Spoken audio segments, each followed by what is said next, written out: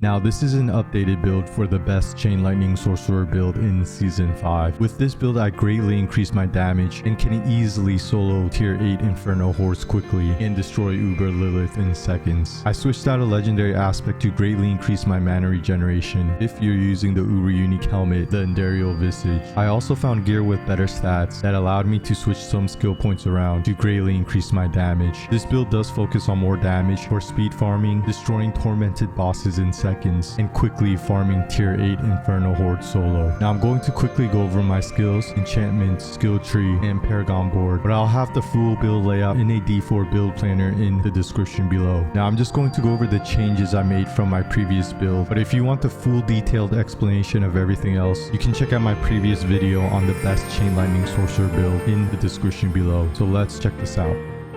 So first I'm going to show you clearing a tier 8 Infernal Horde solo. This build is so strong you can easily clear huge groups of enemies and destroy bosses in seconds. Now the biggest change I did was change a legendary aspect to the Starlight aspect to basically get infinite mana. But you have to pair this legendary aspect with the Uber unique helmet, the Endarial Visage, to make this work. Now this build is an endgame build, so you will need some Uber uniques and will need to fully masterwork your gear to easily clear the highest content in the game. If you don't have Uber uniques, then you can check out my previous video where I share a build without Uber uniques. Now I'm going to quickly go over everything and just highlight the important key points and changes. But if you want a video that explains everything in more details, then check out my previous Chain Lightning Sorcerer build video. So next for the skills. Now the skill layout is exactly the same from the previous build. So for the core skill I'm using Chain Lightning, and this is our main damage dealing skill. The next skill I'm using is the ultimate skill Unstable Currents, and this skill will easily destroy huge groups of enemies and shred bosses. And we can always have the ultimate skill active all the time because of the aspect of the Orange Herald legendary aspect. Next I'm using Lightning Spear to apply vulnerable and stun enemies, which is really good for crowd control and survivability. The next skill I'm using is Ice Armor, and this is a barrier skill really good for defense and survivability. And we can always have Ice Armor active all the time because when you spend mana while this skill is active, you will reduce Ice Armor's cooldown. The next skill I'm using is Flame Shield, and this is a barrier skill that will make you completely immune to damage. But I mainly use this skill for breaking out of crowd control effects. And the last skill I'm using is Teleport for mobility and also breaking out of crowd control effects. Okay, so next for the enchantments, and the first enchantment I'm using is the Firebolt enchantment, and this enchantment will allow our skills to apply burning damage to greatly increase our damage because of our gear and other skills on the skill tree. Do cold damage, which will greatly increase our damage because of, and this enchantment will summon Ice Blades when using cooldown skills, and Ice Blades will do cold damage, which will greatly increase our damage because of our gear and other skills, and Ice Blades will reduce the cooldown of our other skills if Ice Blades hits a vulnerable enemy. Okay, so next for the skill tree. Now I made some changes from the skill tree from the previous build because I did find gear with better stats and switched out a legendary aspect for better mana regeneration. You will need to use the Uber unique helmet, the Endarial's Visage, and the legendary aspect, the Starlight aspect. Do not worry about mana and can focus more on damage. Now I'm just going to highlight the important skills on the skill tree and changes and skip the general skills, but I'll have the full skill tree layout in a D4 build planner in the description below. So starting with the basic skills, I put 2 points into Firebolt, and this is just for the Firebolt enchantment to apply burning damage to our skills. Next for the core skills, I put 5 points into Chain Lightning, a point into Enhanced Chain Lightning, and a point into Greater Chain Lightning. And this is our main damage dealing skill, and if you pair this skill with the unique pants, the Axial Conduit, you will greatly increase this skill's damage, but in return you will drain tons of mana. And one change I made from the previous build is I put 3 points into Potent Warding, and the reason why is that I'm using the Raiment of the Infinite unique chest piece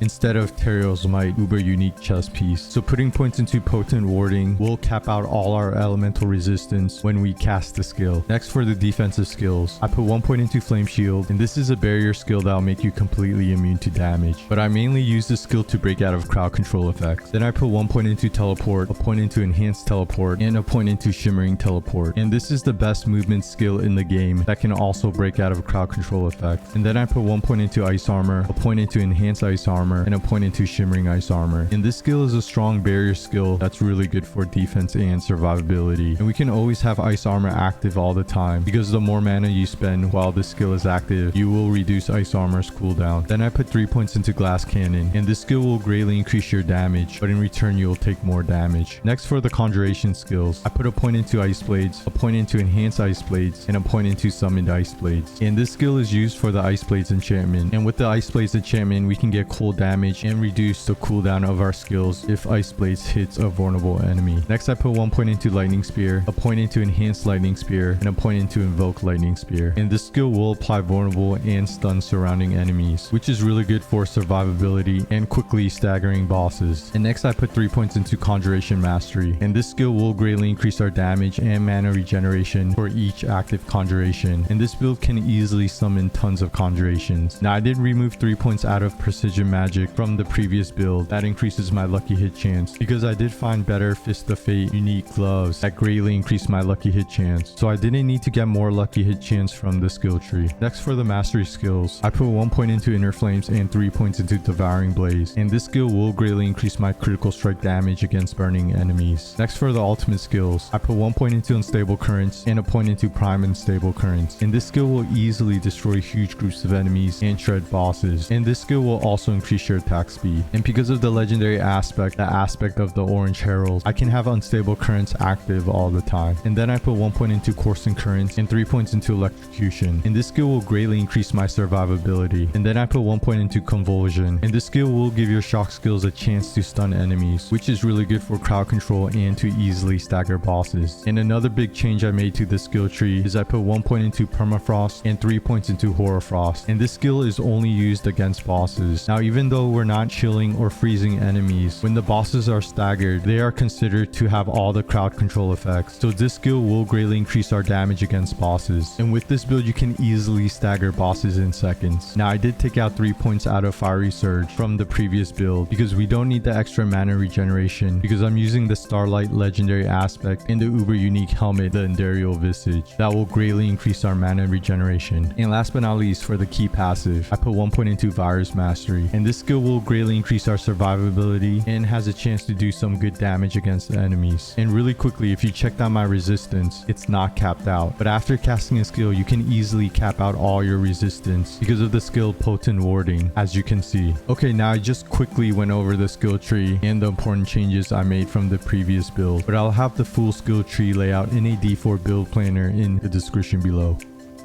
Okay, so next for the gear. Now I'm just going to quickly go over the gear and the changes from the previous build, but majority of everything is the same from before. But I did change my weapon for more damage, switched out Teriel's Might for the Raiment of the Infinite to greatly increase my damage, found a Fist of Fate unique gloves with better stats, and changed one legendary aspect around. That made a huge difference in my mana regeneration. Now I'm going to quickly go over the gear and the changes, but I'll have the full gear layout in a D4 build planner in the description below. So starting with the helmet, I'm using the Enderial Visage uber unique helmet, and this helmet will do tons of poison damage and give us life on hit, which is really important when paired with a starlight aspect to greatly increase our mana regeneration. Next, for the chest piece, I did change the chest piece from Teriel's Might uber unique chest piece to the Raiment of Infinite unique chest piece, and this chest piece will greatly increase your damage because it gives you plus ranks to glass cannon. This chest piece will also give you plus ranks to elemental entombment, so you will save a skill point from the skill tree. Next, for the gloves, I'm using the Fist of Fate unique gloves, and these gloves will give you tons of lucky hit chance, and lucky hit chance is important for this build for tons of crowd control, to easily stagger bosses, and to always have your ultimate skill unstable currents active all the time. Next, for the pants, I'm using the Axial Conduit unique pants, and these pants are important to greatly increase your chain lightning's damage, but in return using these unique pants will drain tons of mana. Next, for the boots, just make sure you're using the legendary aspect, the aspect of the Orange Herald, which will greatly reduce your ultimate skills cooldown, allowing you to have unstable currents active all the time. Now next, for the weapon, I did change my weapon for more damage because I did not need the mana regeneration anymore from the weapon, so I did get vulnerable damage on the weapon to greatly increase my damage. Okay, so next for the amulet. Now for the amulet, all I did was switch the legendary aspect to the starlight aspect, which states gain 60 of your primary resource for every 20% of your life that you heal. So pairing this with the uber unique helmet, the Enderial's Visage, damage, which has life on hit. You can easily regain mana and switch out some of your mana regeneration stats for more damage. And next for the rings. Now the first ring I'm using is the Tarasha's ring, and this ring is really strong because it has cooldown reduction and it will greatly increase your damage. And the second ring I'm using is a uber unique ring, the Ring of Starless Skies, and this ring has really good stats and will reduce the resource cost of your skills and greatly increase your damage. And really quickly for the gems. Now for the armor pieces, I'm using topaz gems to increase my intelligence stats, and increasing your intelligence will greatly increase your overall damage. I did change the gems from my armor pieces from the previous build as I was using ruby gems before. Next for the weapon, I'm using sapphire gems to greatly increase my vulnerable damage, and for the jewelry I'm using skull gems to increase my armor. Now I did just quickly go over the gear and the changes, but I'll have the full gear layout in a D4 build planner in the description below. And if you want a more detailed explanation about the gear, then you can check out my previous chain lightning build video.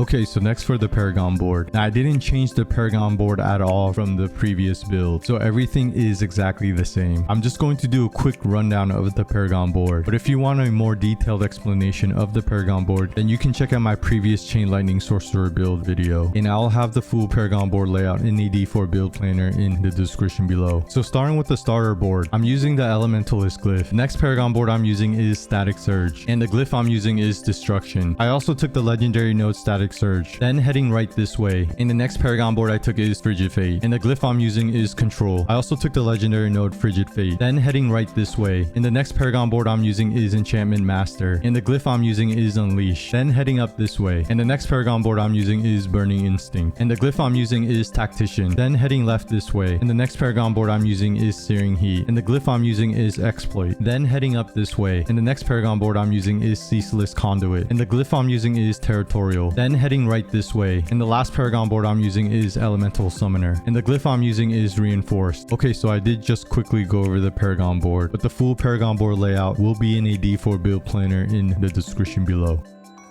Okay, so thanks for checking out the updated best chain lightning sorcerer build in season 5. With these changes from my previous build, I was able to easily increase my mana regeneration and my damage to easily clear the highest content in the game. Now I did quickly go over the changes and explain them, but if you want a more detailed breakdown of everything else besides the changes, you can check out my previous chain lightning sorcerer build video, and I will have the full build layout in a D4 build planner in the description below. Hope this helps, and more Diablo 4 videos to come, so stay tuned. And of course,